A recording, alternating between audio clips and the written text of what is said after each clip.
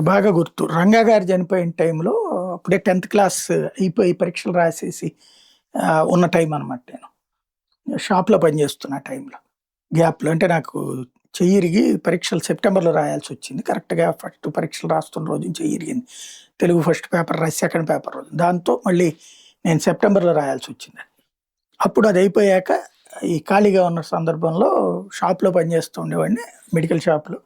ఆ టైంలో ఈ గొడవ జరిగింది.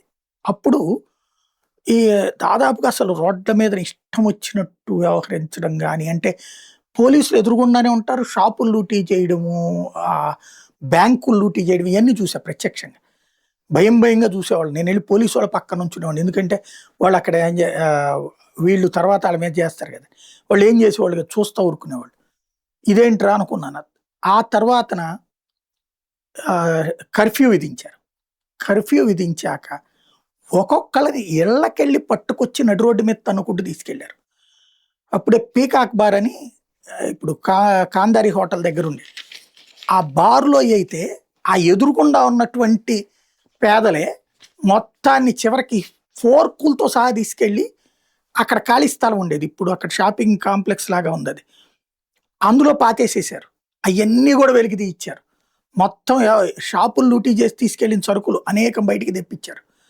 ఇదెందుకు ఇప్పుడు గుర్తుకొచ్చిందంటే, ఇప్పుడు నిన్న ఢిల్లీలో జరిగినటువంటిది అక్కడ పోలీసులు కష్టపడాల్సొచ్చింది. అప్పటికింకా సీసీ కెమెరాలు లేవు. పోలీసులు ఎంక్వైరీలు చేసి పట్టుకున్నారు. కానీ ఢిల్లీలో సీసీ కెమెరాలున్నాయి, బాడీ క్యామ్స్ ఉన్నాయి. ఎవరికి వాళ్ళు సెల్ ఫోన్‌లో వీడియోలు తీశారు. వాళ్ళకి వాళ్ళే దాడి చేస్తా పోలీసుల్ని ఇయన్నీ గూడా వీడియోలు పెట్టుకున్నోళ్ళున్నారు. ఇప్పుడు అవన్నీ మానిటరింగ్ అవుతున్నాయి. వాళ్ళకి సంబంధించి ఇట్టి పోలీసులే గాదు. ఇప్పుడు ఎవరైతే మోడీ ప్రేమికులున్నారో వాళ్ళు ఇలా జాతకాలు బయట పెడుతున్నారు.